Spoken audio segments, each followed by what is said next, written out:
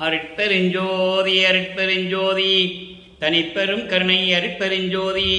எல்லா உயிர்களும் இன்புற்று வாழ்க, வள்ளல் மலரடி வாழ்க வாழ்க, கொல்லா விரதம் குவளை எல்லாம் ஓங்குக, நல்லோர் நினைத்த நலம் பெறுக, நன்று நினைத்த எல்லோரும் வாழ்க இசைந்தே. உலக மக்களே, அறிவார்ந்த அன்பர்களே, ஆண்மநேய ஒருமைப்பாடுடைய அன்பர்களே, வல்லப்பமான நமக்கு அள்ளிய திருவெட்பாவின் 3ஆம் திருமுறையில் 3ஆம் பதிகம் இரங்கல் மாலை என்ற பதிகத்தில் இருக்கின்ற பாடலுடைய விளக்கங்களை பார்த்து கொண்டிருக்கிறோம். இரங்கல் மாலை மொத்தம் 31 பாடல்களை கொண்டது. இதுவரையிலும் 26 பாடலுடைய விளக்கங்களை நாம் பார்த்திருக்கிறோம். இன்று 27வது பாடலுடைய விளக்கத்தை பார்க்க போகிறோம். அதற்கு முன்னாக இதுவரையிலும் நாம் பார்த்த பாடல்களுடைய விளக்கங்களின் ஒரு சுருக்கம். வல்லப்பமானவர்கள் இந்த மண்ணுலக்கை வருவிக்க உற்று சமயங்களும் மதங்களும் மார்க்கங்களும் சூழ்ந்திருந்த காலகட்டங்களில் அவர் எப்படியெல்லாம் தன்னுடைய நிலையில் இருந்தார் என்பதையும், வருவிக்க உற்றாரை தவிர அவருக்கு எந்த நிலையும் அப்போ அவருக்கு தெரியாது.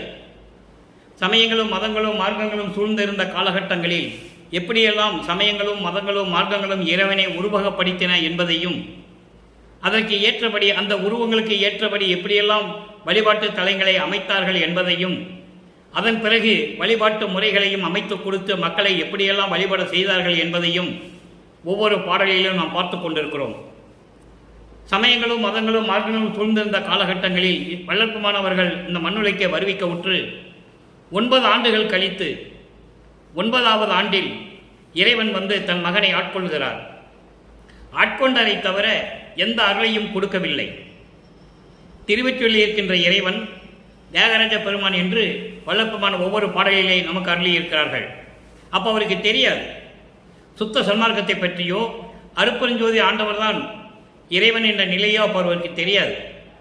ஏனென்றால் சமயங்களும் மதங்களும் மார்க்கங்களும் சூழ்ந்திருந்த காலகட்டங்களில் எப்படியெல்லாம் சிவபெருமானையும் தியாகராஜ பெருமானையும் வணங்கிக் கொண்டிருந்தார் என்பதையும் நாம் ஒவ்வொரு பாடலிலே பார்த்து கொண்டிருக்கிறோம். அந்த வகையிலே இன்று நாம் பார்க்க வேண்டிய பாடல் 27வது பாடல். இந்த பாடலை பார்த்த பிறகு சமயங்களும் மதங்களும் மார்க்கங்களும் இல்லாத காலகட்டங்களில் சுத்த சன்மார்க்கத்தை இறைவனிடமிருந்து பெற்ற பிறகு எப்படியெல்லாம் இறைவனை வேண்டுகிறார் என்பதையும், சுத்த சன்மார்க்கத்தை பெற்ற பிறகு எப்படியெல்லாம் அருளை பெற்றுக்கொண்டார் என்பதையும் பார்க்க போகிறோம். அதற்கு முன்னால் தன்னை ஆட்கொண்ட பிறகு இறைவனை பார்ப்பதற்காக திருவொற்றியூருக்கு செல்லுகிறார். திருவொற்றியூர் தெருவிலே நின்று கொண்டிருக்கும் போது மகனை பார்த்தவுடனே சிவபெருமான், அப்போதான் சிவபெருமான் கடவுள்னு அவர் நினைச்சிட்டு இருக்கார். அந்த நிலையிலே இருக்கும்போது இவரை பார்த்தவுடனே தெருவழியாக ஓடுகிறார் சிவபெருமான். எந்த அருளையும் கொடுக்கவில்லை என்பதுதான் ஒவ்வொரு பாடலிலும் நாம் பார்த்து கொண்டிருக்கிறோம். அந்த வகையில் நாம் பார்க்க வேண்டிய பாடல் 27வது பாடல். வென்றி கொடிமேல் விடை உயர்த்தார், வென்றி கொடைமேல் விடை உயர்த்தார், மேலார் ஒற்றியோரார் என்பால் சென்று குளிர்பூ மாலையிட்டார், குளிர்பூ மாலையிட்டார் சேர்ந்தார் அல்லர், யான் அவரை அன்றி பிறரை நாடினேனோ அம்மா ஒன்றும் அறியேனடி, குன்றில் துயர் கொண்ட துன்றில் குயர் கொண்டு எழும் எனது குறையை எவருக்கு கூறுவேனே. இது பாடல். பாடலில் வருகின்ற பதவரியை பார்ப்போம், அதன் பின் பாடலின் விளக்கம். இந்த பாடலுடைய விளக்கத்தை பார்த்த பிறகு, சமரச சுத்த சன்மார்க்க பெற்ற பிறகு இந்த 3ஆம் திருமுறையிலே பாடலுடைய விளக்கத்தினுடைய அந்த முடிவு 6ஆம் திருமுறையிலே எப்படி இருக்கிறது என்பதை பார்க்க போகிறோம். இப்போ இந்த பாடலுடைய பதவுரை, வென்றி கொடிமேல் விடை உயர்த்தார். அதாவது காளை வாகனத்தில் மேல் ஏறிக்கொண்டு வெற்றியுடன் கொடியை உயர்த்தி காட்டிக் கொண்டிருக்கின்ற இறைவன், கையிலே கொடியோடு காளை வாகனத்திலே ஏறிக்கொண்டு வருகின்ற இறைவன், அவர் எல்லாருக்கும் மேலானவர், எல்லாவற்றுக்கும் மேலான உயர்வானவர், திருவொற்றியூரில் இருக்கின்ற இறைவன். அவர் என்னிடம் வந்து குளிர்பூ மாலையிட்டார்.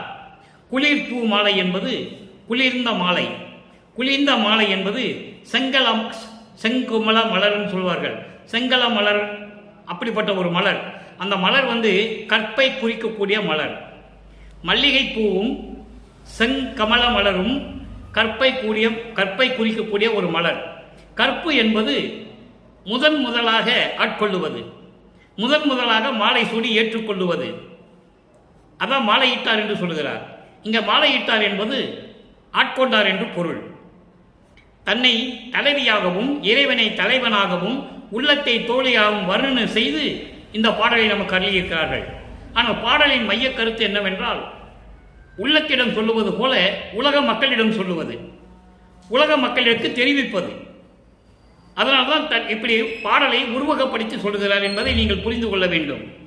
மாலையிட்டார் சேர்ந்தார் அல்லடி, என்னை மாலையிட்டாரை தவிர ஆட்கொண்டாரை தவிர என்னுடன் வந்து சேரவில்லை, மகிழ்ந்து கொஞ்சி குழாவவில்லை. அவரை அன்றி பிறரை நாடினேனோ, நான் அவரை தவிர வேற யாரையும் நான் விரும்பவில்லையே.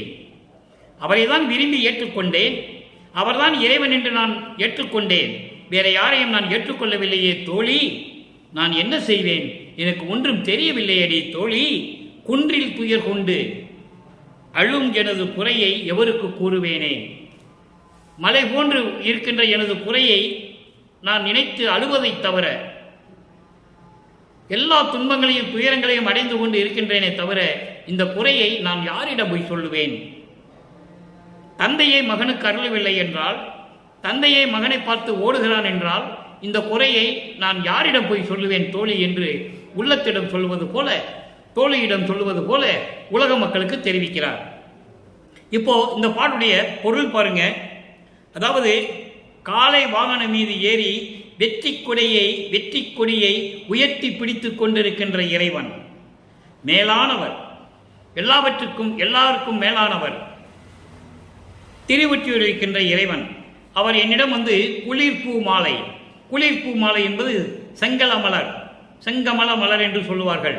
கற்புக்கு குறியாக காட்டக்கூடிய ஒரு மலர். அந்த மலரை, குளிர்ந்த மலரை என்னை மாலையிட்டார் என்று சொல்லுகிறார். அப்போ குளிர்ந்த மலை போட்டு மாலையிட்டார், குளிர்ந்த பூ மாலை போட்டு மாலையிட்டார் என்று சொல்லுகிறார். என்னை அன்போடு ஆட்கொண்டார், என்னை விரும்பி அன்போடு என்னை ஆட்கொண்டார் என்று பொருள். அப்போ என்னை விரும்பி ஆட்கொண்டாரை தவிர வேறு எந்த அருளையும் எனக்கு கொடுக்கவில்லை, என்னோடு வந்து சேர்ந்து கொள்ளவில்லை. உலக மக்களே, இந்த குறையை நான் யாரிடம் போய் சொல்லுவேன்? மலை போன்று உயர்ந்திருக்கின்ற துன்பங்களையும் துயரங்களையும் நினைத்து அழுவதை தவிர வேறு எந்த வழியும் எனக்கு தெரியவில்லை. நான் எனது குறையை யாரிடம் போய் சொல்லுவேன் உலக மக்களை என்று சொல்லி உலக மக்களுக்கு தெரிவிக்கிறார். இதுதான் பாடலுடைய மைய கருத்து. இப்போ இந்த பாடலை பார்த்த பிறகு இந்த பாடலில் கூறப்பட்ட ஒரு 3 நிலைகள். இதை ஏனென்றால் சமயங்களும் மதங்களும் மார்க்கங்களும் சூழ்ந்திருந்திருக்கின்றன. அந்த காலகட்டங்களில் அவருக்கு சுத்த சன்மார்க்கத்தை பற்றி நமது இறைவன் வல்லற்பமனுக்கு தெரியாது. அப்போ அந்த நிலையில் இருக்கும்போது 3 நிலைகளை கூறுகிறார். எப்படி? என்னை, அதாவது இறைவன் வந்து காலை வாகனம் மீது வருகின்ற இறைவன், திருவொற்றியூரில் இருக்கின்ற இறைவன். இதற்கு 6ஆம் திருமுறையிலே சுத்த சன்மார்க்கத்தை பெற்ற பிறகு இறைவன் அருப்பெருஞ்சோதி, அவர் வடலூர் சத்தியஞான சபையில் இருக்கிறார் என்று சொல்லுவார். நல்ல கவனிச்சுட்டே வரணும் நீங்க. அடுத்து 2வது நிலை, என்னை வந்து அன்போடு அணைத்து கொண்டு மாலையிட்டாரை தவிர, அதாவது என்னை ஆட்கொண்டாரை தவிர எந்த அருளையும் கொடுக்கவில்லை. அப்போ சுத்த சன்மார்க்கத்தை பெற்ற பிறகு எப்படியெல்லாம் அருளை பெற்றுக் கொண்டார்? அடுத்தபடியாக, நான் மலை போன்ற துயரங்களை எல்லாம் அனுபவித்துக் கொண்டிருக்கிறேன் என்று சொல்லுவார்.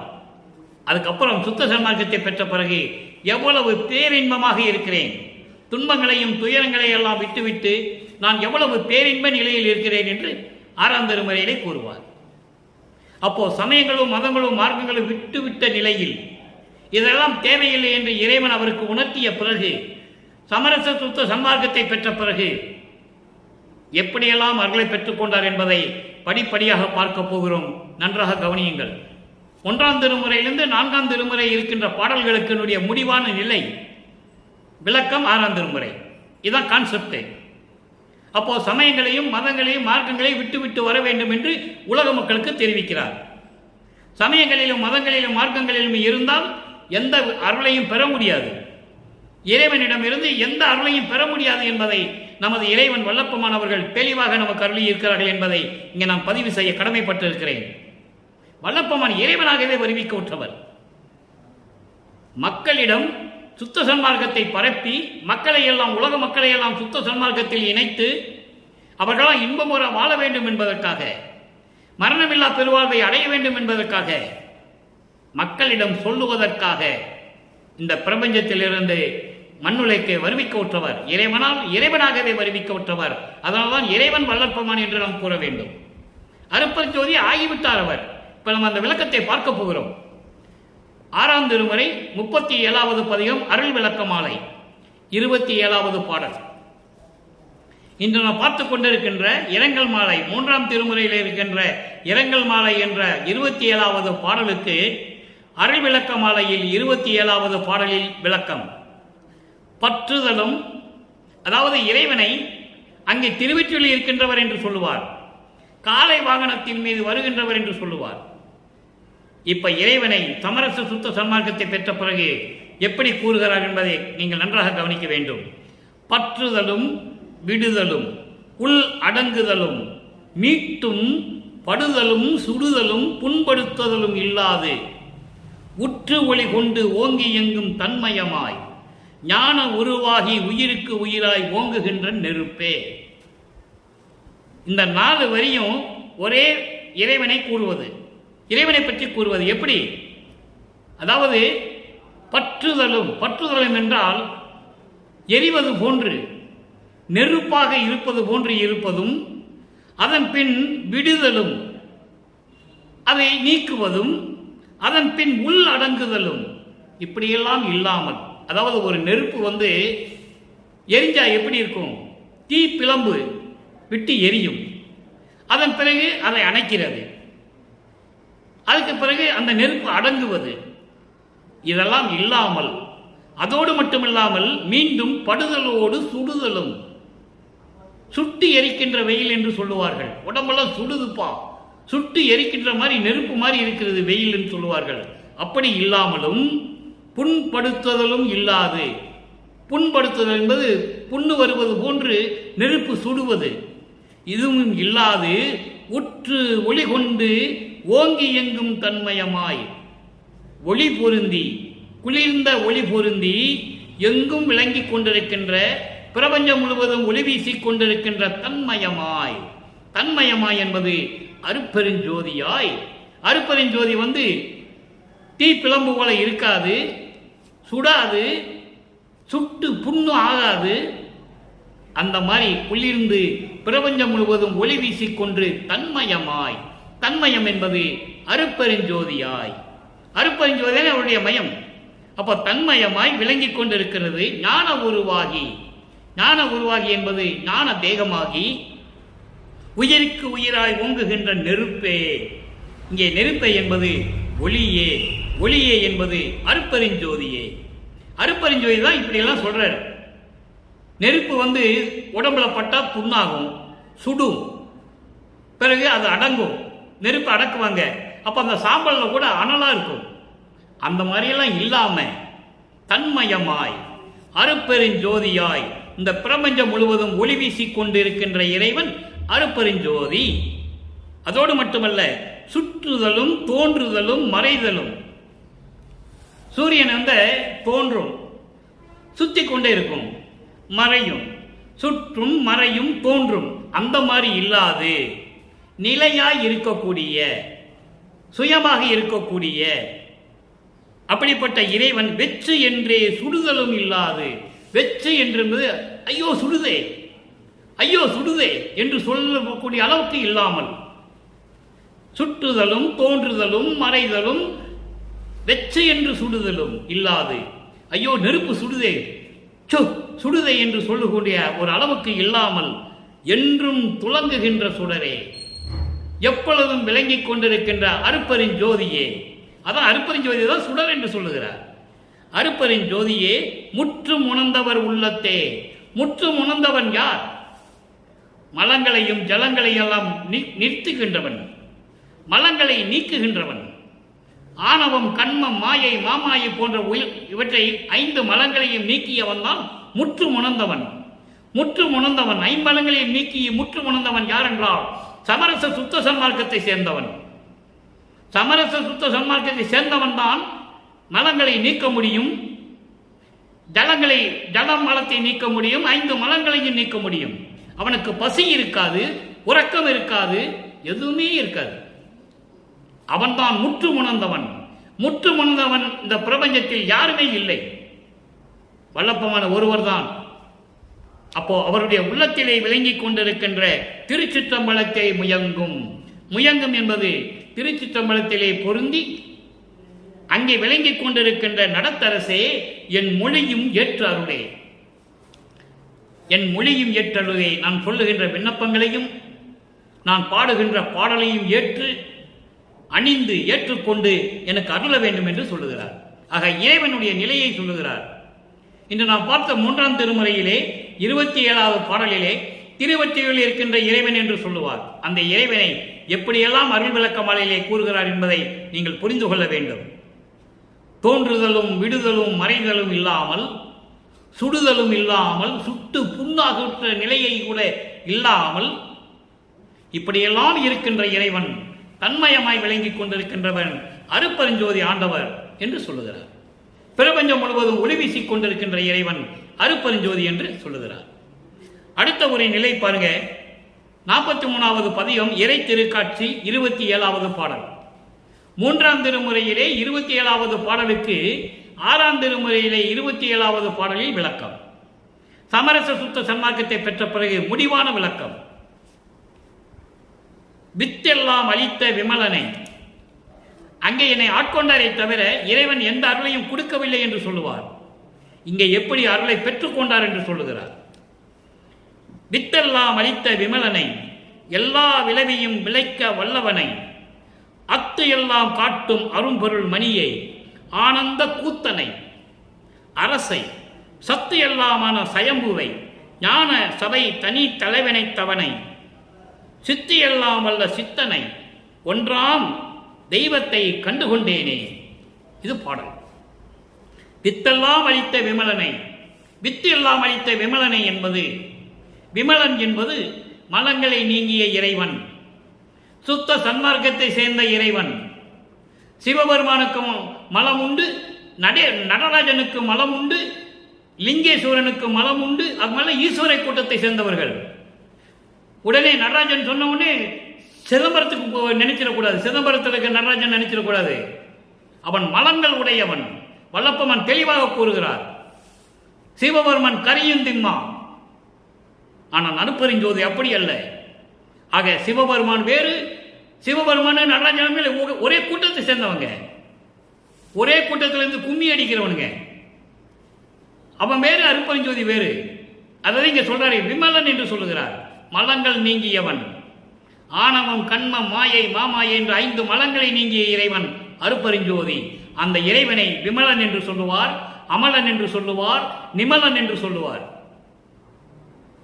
வித்தெல்லாம் அளித்த விமலனை, எனக்கு எல்லா அருள் சித்திகளையும் எல்லா அருளையும் எனக்கு அளித்த இறைவனை அருட்பெருஞ்சோதியை, எல்லா விளைவையும் விளைக்க வல்லவனை, எனக்கு எல்லா அருள் சக்தியும் கொடுத்து அதை செயலாற்றும்படி எனக்கு கட்டளையிட்ட அருள் வல்லமை படைத்த இறைவனை அருட்பெருஞ்சோதியை, அத்து எல்லாம் காட்டும் அரும்பொருள் மணியை, அத்து என்பது பிரகாசமான ஒளி, அத்து என்பது ஒளி, பிரபஞ்சம் முழுவதும் ஒளி வாட்டிக் கொண்டிருக்கின்ற இறைவனை, ஆனந்த கூத்தனை, அருள் நடனம் ஆடிக்கொண்டு பேரின்பமாக இருக்கின்ற அருட்பெருஞ்சோதியை, அரசை, அருளாட்சி செய்து கொண்டிருக்கின்ற அரசனை, எல்லாம் எப்படி எல்லாம் சொல்ற பாருங்க இறைவனை. சத்து எல்லாமான சயம்புவை, சத்து என்பது இயற்கை உண்மையாக விளங்கிக் கொண்டிருக்கின்ற சயம்புவை, சுயமாக தோன்றிய இறைவன்.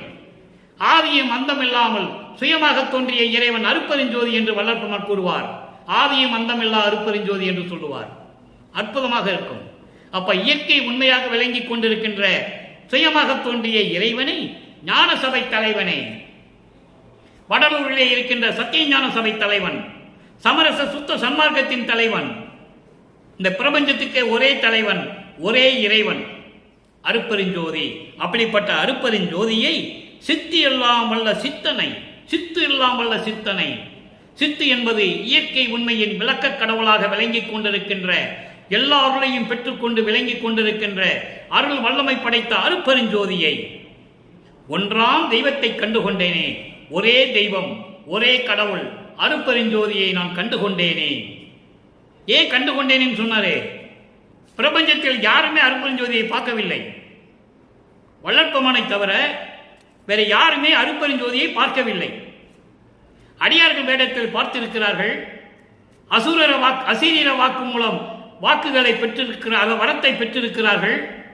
ஆனால் அருட்பெருஞ்சோதியை யாருமே பார்க்கவில்லை என்பதை திருவிற்பாவிலே நாம் கண்ட உண்மை, பிரபஞ்சத்தின் உண்மை. அடுத்து பாருங்க, நடராஜ பதிமாலை 97வது பதிகம் 6ஆம் திருமுறை. நடராஜ பதிமாலை என்று சொன்ன உடனே நடராஜனை பற்றி பாண்டார் நீங்க நினைச்சிடக்கூடாது. நான் ஏற்கனவே ஒவ்வொரு நாளும் இதை கூறிக்கொண்டிருக்கிறேன்.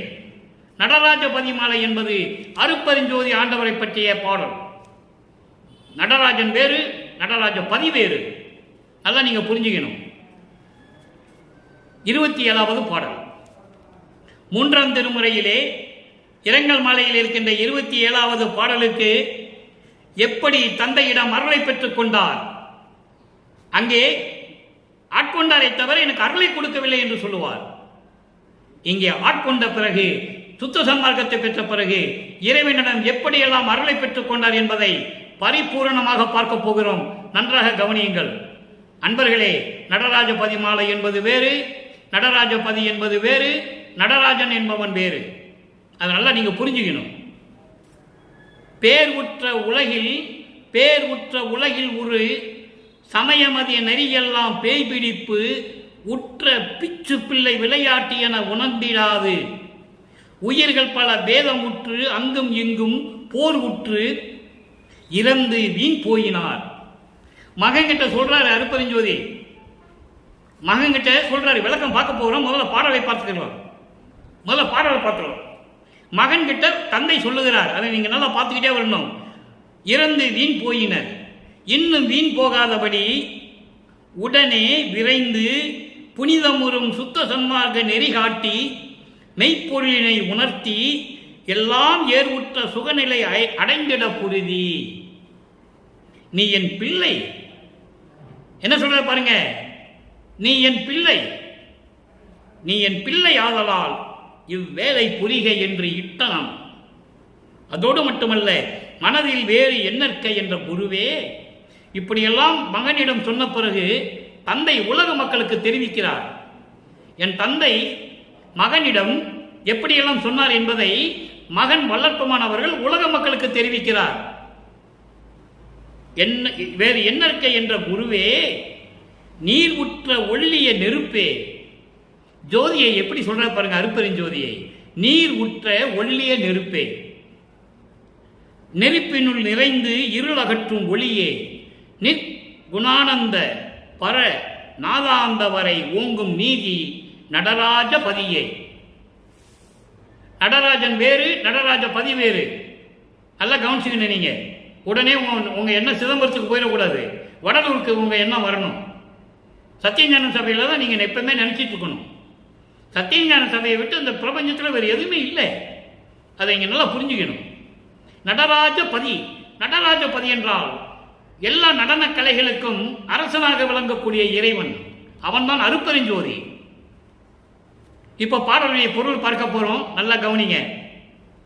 இந்த விளக்கம் வேறு எங்கேயும் கிடைக்காது உங்களுக்கு. எனவே தயவு செய்து நன்றாக கவனியுங்கள். பேர் உற்ற உலகில் உறும் அழகான இந்த உலகிலே சமய மத நெறி எல்லாம் பேய் பிடித்து அறியாமையில் விளங்கிக் கொண்டிருக்கின்ற, எந்த புரோஜனம் இல்லாத, எந்த பயனும் இல்லாத, எந்த பலனும் இல்லாத இந்த சமயங்களிலும் மதங்களிலும் சேர்ந்து கொண்டு அந்த நெறிகளை பின்பற்றி அறியாமையில் இருந்து கொண்டு பேய் பிடித்தவாறு, பைத்தியம் பிடித்தவாறு பிச்சு பிள்ளை விளையாட்டு, பைத்தியகாரத்தனமான பிள்ளைகள், சிறு குழந்தைகள் எப்படி விளையாடும் அந்த மாதிரி இருந்து கொண்டு என்று உணர்ந்திடாது.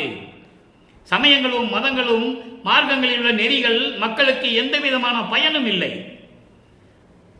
அதை தெரியாமல் அறியாமல் இருந்து கொண்டு பைத்தியக்காரத்தனமாக திரிந்து கொண்டிருக்கின்ற இந்த மக்கள் உயிர்கள் பல பேர். உயிர்கள் என்பது இங்கே மக்கள் பல பேரும் பேதமுற்று வேறுபாடு நினைத்துக் கொண்டு முரண்பாடோடு அங்கும் இங்கும் சண்டையிட்டு கொண்டு போர் உற்று என்றால் சண்டையிடுவது. சண்டையிட்டு கொண்டும் மன்னர்கள் போரிட்டார்கள், மக்கள் சண்டையிட்டுக் கொண்டார்கள். நல்லா கவனிச்சுக்கணும் நீங்க. மன்னர்கள் போர் செய்தார்கள். சமயங்களிலும் மதங்களிலும் பற்று கொண்டு ஒரு நாட்டின் மீது போர் தொடுப்பது. அப்போ மன்னர்கள் சண்டையிடும் போது அங்க மக்கள் மடிந்து விட்டார்கள். மக்களும் இதன் மேல் சமயங்களிலும் மதங்களிலும் பற்று கொண்டு எப்படியெல்லாம் சண்டையிட்டுக் கொண்டார்கள். இறந்து வீண் போயினர், செத்து போனார்கள் என்று சொல்கிறார். இறந்து வீணாக செத்து போனார்கள். இனிமேல் அந்த மாதிரி வீண் போகாதபடி உடனே விரைந்து புனிதம் வரும் சுத்த சன்மார்க்கம் நெறி காட்டி உலக மக்களுக்கு புனிதமான சுத்த சன்மார்க்க நெறிகளை உலக மக்களுக்கு சொல்லி மெய்ப்பொருளை உணர்த்தி உண்மையான விளக்கங்களையும் உண்மையான இறைவனையும் மக்களுக்கு உணர்த்தி எல்லாம் ஏற்புற்ற சுகநிலை அடைந்திட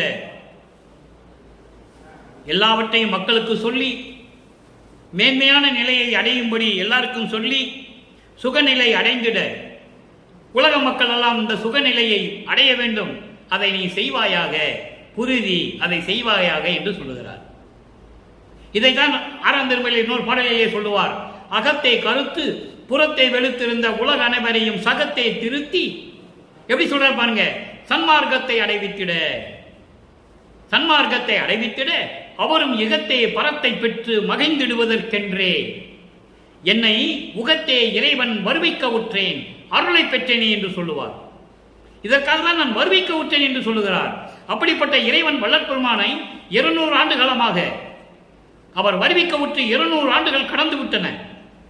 200 ஆண்டுகளமாக வள்ளற்பெருமானை பற்றிய இறைநிலையை, அவருடைய இறைநிலை, கடவுள் நிலை, அவர்தான் நம்மளை எல்லாம் படைத்துக் கொண்டிருக்கிறார் என்ற பிரபஞ்சத்தின் உண்மையை யாருமே இதுவரை சொல்லவில்லை என்பதுதான் வேதனையான விஷயம். எல்லாமே மறைத்து விட்டார்கள். ஏற்கனவே 4 யுகங்களிலும், திரேதயுகம், துவாரயுகம், கலியுகம், 4 யுகங்களிலும் மண்மூடி மறைத்து விட்டார்கள் என்பதை வள்ளற்பெருமானை கூறுகிறார். இப்போ 200 ஆண்டுகளாக வள்ளற்பெருமானுடைய இறைநிலையை, அவர் கடவுள் என்ற நிலையை மண்மூடி மறைத்து விட்டார்கள் என்பதை இங்கே நான் பதிவு செய்ய கடமைப்பட்டிருக்கிறேன் வேதனையோடு. அப்படிப்பட்ட நிலையை அடைந்திட நீ புரிவாயாக, நீ என் பிள்ளை, நீ என் பிள்ளை என்று சொல்லுகிறார் இறைவன். அதை நீங்க நல்லா கவனிச்சுக்கணும். நீ என் பிள்ளை ஆதலால், இதை நீ என் பிள்ளை ஆதலால் இந்த வேலையை நீ செய்வாயாக. எவ்வளவு அற்புதமா சொல்றாரு. அப்போ இந்த பிரபஞ்சம் தோன்றிய காலத்திலிருந்தே சுத்த சன்மார்க்கத்தை யாருக்கும் கொடுக்கவில்லை இறைவன். அவர்கள் தகுதி இல்லாதவர்கள் என்றுதான் யாரிடம் கொடுக்காமல் இந்த 4 யுகங்களையும் கடந்து தன் மகனை, தன்னுடைய செல்வ பிள்ளையை ஒரு தாயின் வழியாக இந்த மண்ணுலகை வருவிக்க செய்து அந்த பிள்ளையை மனம் வருந்தும்படி சமயங்களிலும் மதங்களிலும் மார்க்கங்களில் ஈடுபட செய்து அதே பிள்ளையை திருப்பி மீட்டும், மகனே உனக்கு சமயங்களும் மதங்களும் மார்க்கங்களும் தேவையில்லை மகனே, மக்களிடம் நீ சொல்லுவதற்காகத்தான் உன்னை அந்த சமயங்களிலும் மதங்களிலும் மார்க்கங்களில் ஈடுபட செய்தேன், இனிமே அது தேவையில்லை என்று சொல்லி சமரச சுத்த சன்மார்க்கத்தை கையிலே கொடுத்து இப்படியெல்லாம் உலக மக்களை நீ காப்பாற்ற வேண்டும் என்று சொல்லி இந்த பாடலை நமக்கு அருளியிருக்கிறார்கள். நீ என் பிள்ளை ஆதலால் இந்த வேலை நீ புரிக. வேறு யாருக்கும் இதை கொடுக்கவே இல்லை. அவர் அவருடைய பிள்ளைக்கே கொடுக்கிறார். அருப்பெருஞ்சோதி ஆண்டவரின் பிள்ளை வள்ளற்பெருமான் தான் என்று யாருமே சொல்லவில்லை இதுவரைக்கும். 200 வருடங்கள் கடந்து விட்டது. பயப்படுகிறார்கள், அஞ்சுகிறார்கள். அவர் பிள்ளை, அருப்பெருஞ்சோதியுடைய மகன் அவர். நீ என் பிள்ளை ஆதலால் இவ்வேளை புரிக என்று உனக்கு இந்த அருளையெல்லாம் நான் கொடுத்தேன் என்று இட்டனம் என்று சொல்லுகிறார். இட்டனம் என்பது விரும்பி எல்லா அருளையும் உனக்கே கொடுத்து விட்டேன், நீ விளையாடுக என்று சொல்லுகிறார். விளையாடுக என்பது நீ அருளாட்சி செய்ய வேண்டும், இந்த உலக மக்களை திருத்த வேண்டும், எல்லாரையும் சன்மார்க்க சங்கத்தில் சேர்க்க வேண்டும் என்று சொல்லி எல்லா அருளையும் உனக்கே கொடுத்து விட்டேன் என்று சொல்லுகிறார். என் மனதில் வேறு என்னற்கை என்ற குருவே, மகனே இதுக்கெல்லாம் தான் மகனை உன்னை சமயங்களிலும் மதங்களிலும் மார்க்கங்களில் ஈடுபட செய்தேன், நீ வேறு எதுவும் நினைக்க வேண்டாம், சங்கடப்பட வேண்டாம், வருத்தப்பட வேண்டாம் என்று தந்தை மகனிடம் சொல்லுகிறார் என்பதை உலக மக்களுக்கு சொல்லுகிறார். என்னற்கை என்ற குருவே, நீர் உற்ற ஒளிய நெருப்பே, குளிர்ந்த ஒளியே, அருப்பெருஞ்சோதியே. நீர் உற்ற என்பது குளிர்ந்த நெருப்பே, நெருப்பு என்பது ஜோதி. குளிர்ந்த ஜோதியே, அருப்பெருஞ்சோதியே, நெருப்புனுள் நிறைந்து இருளகற்றும் ஒளியே. நெருப்பிலே நீர் இருக்கிறது என்பதை அகவலிலே சொல்லுவார். நீங்க அகவல் படித்தா தெரியும். அதையும் சொல்லுவார். நெருப்புக்குள்ளே நீர் இருக்கு. அப்போ அந்த நிலையில் இருக்கின்ற இருள் அகற்றும் ஒளியே, அறியாமையை அகற்றக்கூடிய அருட்பெருஞ்சோதியே, சமயங்களையும் மதங்களையும் மார்க்கங்களையும் அகற்றக்கூடிய அறியாமையை அகற்றக்கூடிய ஒளியே, அருட்பெருஞ்சோதியே, நிற்குணானந்த என் குணம் கொண்ட இறைவனே, அழிவில்லாது என் குணங்களை கொண்ட இறைவன், தன்வயத்தனாதல், தூய உடம்பினாதல், இயற்கை உணர்வினாதல், முற்றிலும் உணருதல், இயற்கையாகவே பாசங்களை நீக்குதல், முடிவில் ஆற்றல் உடைமை, பேரின்ப உடைமை, வரம்பில் இன்ப உடைமை, இப்படி 8 குணங்கள் உண்டு இறைவனுக்கு.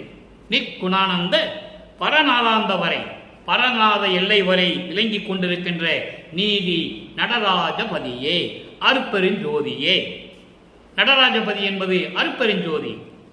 எப்படியெல்லாம் அருளை பெற்றுக் கொண்டார் என்பதையும், நீதான் என் பிள்ளை என்றை உறுதிப்படுத்துகிறார். அதை நீங்கள் புரிந்து கொள்ள வேண்டும். வளர்ப்பமனை ஐயா ஐயா என்று சொல்லி மனிதனாக்கி விட்டார்கள். ஐயா ஐயா என்று சொல்லி மனிதனாக்கி விட்டார்கள். வளர்ப்பமனை இறைவன் என்றுதான் சொல்ல வேண்டும், அருட்பெருஞ்சோதி என்று சொல்ல வேண்டும். நானே அவரே சொல்லுகிறார், அருட்பெருஞ்சோதி ஆண்டவர் ஆகிவிட்டேன் என்று சொல்லுவார். இவன் அவனாகிவிட்டான் என்று சொல்லுவார். இவன் உன்னால் வரவழைக்கப்பட்ட இவன் அவனாகிவிட்டான் என்று சொல்லுவார். அடுத்த ஒரு நிலை பாருங்க, அற்புதமான ஒரு பாடல், 106வது பதிகம், சுத்த சிவநிலை. சுத்த சிவநிலை என்பது சுத்த சன்மார்க்க நிலை. சுத்த சன்மார்க்க நிலை 27வது பாடல். இன்று நாம் பார்த்த 3வது திருமுறையில் இருக்கின்ற இரங்கல் மாலையினுடைய 27வது பாடலுக்கு இங்க ஒரு விளக்கம். எப்படி பாருங்க, நானே தவம் புரிந்தேன் நம் பெருமான் நல் அருளால், நானே அருள் சக்தி நாடு அடைந்தேன், நானே அழியா வடிவம் அவை 3ம் பெற்றேன், இழியாமல் ஆடுகின்றேன் இங்கு. இது பாடல். இறைவனால் நான் இந்த மண்ணுக்கு வருவிக்க உற்று, உபசாரத்தால் பெற்ற தாய் என்பால் ஒருத்தியின் கருவறையிலே இருந்து கொண்டு, அந்த கருவறையிலே இருந்து கொண்டு கருவறை இருட்டாக இருக்கிறது என்று நினைக்கும் போது அருட்பெருஞ்சோதி ஆண்டவர் என் தந்தை வந்து ஒளி காட்டியது. அதன் பிறகு நான் கருவறையிலே இருக்கும் பொழுது பசி என்று நினைக்கும் போது என் தந்தை அருட்பெருஞ்சாண்டவர் வந்து எனக்கு அருள் அமுதம் கொடுத்தது. கருவறையிலே இருக்கும்போது உடம்பு புழுக்கமாக இருக்கிறது என்று நான் துன்பப்படும் போது என் தந்தை அருட்பெருஞ்சாண்டவர் கருவறையிலே வந்து அமுத காற்று வீசியது. இதெல்லாம் நான் எப்படி அவருடைய அருளை நான் பெற்றேன் என்று சொல்ல முடியும் என்று உலக மக்களுக்கு தெரிவிக்கிறார் வல்லப்பமானவர்கள். இது 6ஆம் திருமுறையிலே உண்டு. இதெல்லாம் மக்களிடம் சொல்லவில்லை, சொன்னதானே மக்களுக்கு தெரியும். மறைத்து மறைத்து பேசி பேசி இறைவனுடைய அருளாற்றலை மக்களுக்கு யாருமே சொல்லவில்லையே. அந்த நிலையில் இருந்து கொண்டிருக்கிற வல்லப்பமான் என்பதை இங்கே நான் பதிவு செய்ய கடமைப்பட்டிருக்கிறேன். அதான் சொல்றாரு, நானே தவம் செய்தேன். தவம் என்பது மற்றவர்களைப் போல கடலுக்களுக்கு சென்றோ குகைக்கடியில் சென்றோ உட்கார்ந்து கொண்டு மண் புத்து வளர்வதற்கு வர்றதோ அதெல்லாம் இல்லை. இவர் தவம் வேறு. எந்நேரமும் சதா நேரமும் ஒரு கன நேரம் கூட நான் உன்னை மறக்காத நிலையில் இருந்தேன் என்று சொல்லுவார். அதுதான் தவம். தவம் என்பது இறைவனை ஒரு சக நிமிடம் கூட, சக கணம் கூட மறக்காமல் அப்படியே நினைத்துக் கொண்டே இருப்பதுதான் சுத்த சன்மார்க்கத்தில் தவம். கண்ணை மூடிக்கிட்டு உட்கார்ந்துட்டு மண்டிக்கால போட்டுக்கிட்டு கையை நீட்டிக்கிட்டு இருக்கிற தவம். எந்நேரம் இறைவனை சிந்தித்துக் கொண்டிருக்க வேண்டும், அதுதான் தவம். நானே தவம் புரிந்தேன் நம் பெருமான் நல்ல அருளால், நானே அருள் சக்தி நாடு அடைந்தேன். அருள் சக்தி நாடு என்பது இறைவனாகிவிட்டேன், அருட்பெருஞ்சோதி ஆகிவிட்டேன், அருள் சக்தி நாடு அடைந்தேன், சிவநிலையை அடைந்து விட்டேன், 16வது நிலையை அடைந்து விட்டேன், கடவுள் நிலை அடைந்து அமயமாகிவிட்டேன். ஏம சித்தியை கடந்தேன், சாகா கல்வியை பெற்றுக்கொண்டேன், தத்துவங்களை கடந்தேன், அந்தங்களை கடந்தேன். அதுதான் அருள் சக்தி நாடு என்பது. என்ன? இந்த பிரபஞ்சத்தை இயக்குவது சாம்ராஜ்யம், அருள் சக்தி சாம்ராஜ்யம், அருட்பெருஞ்சோதியின் சாம்ராஜ்யம், சுத்த சன்மார்க்கத்தின் சாம்ராஜ்யம். அந்த நாட்டை நான் அடைந்து விட்டேன். நானே அழியா வடிவம் அவை 3ம் பெற்றேன்.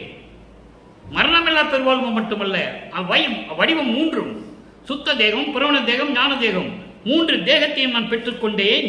இழியாமல் ஆடுகின்றேன் இங்கு. இந்த மண்ணுலகிலே இருந்து கொண்டு இப்பொழுது இந்த பிரபஞ்சத்தை இயக்கிக் கொண்டிருக்கிறேன். எப்படி?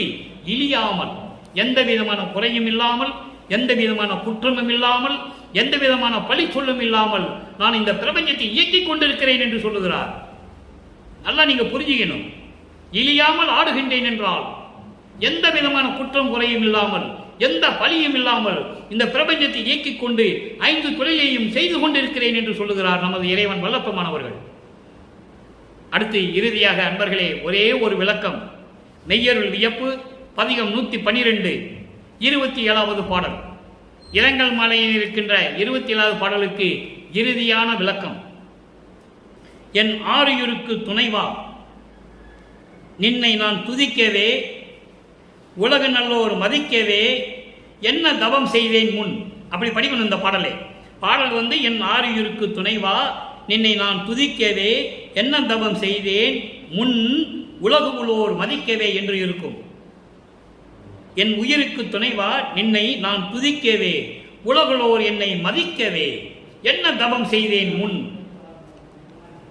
என் ஆறுயிருக்கு துணைவாக இருக்கின்ற என் அருப்பெருஞ்சோதியே, துணையாக இருக்கின்ற எனது ஆண்டவனே, என் தந்தையை அருப்பெருஞ்சோதியே, நான் உன்னை வணங்குவதற்காகவும் உலக மக்கள் உலகளோர் எல்லை மதிப்பதற்காகவும் மதிக்கவும் நான் உன்னை வணங்கவும் நான் என்ன தவம் செய்தேன் முன்.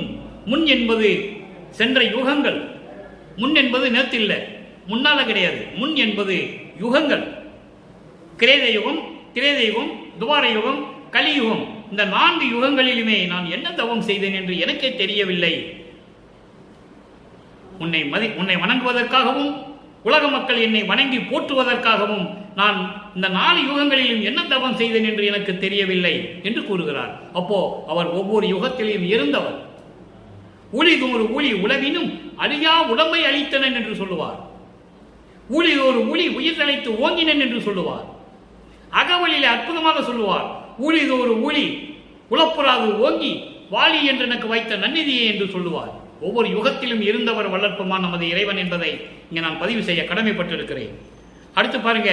பொன்னார் புயனும் அயனும் பிறரும் பொருந்தல் அறியாதே யாரு?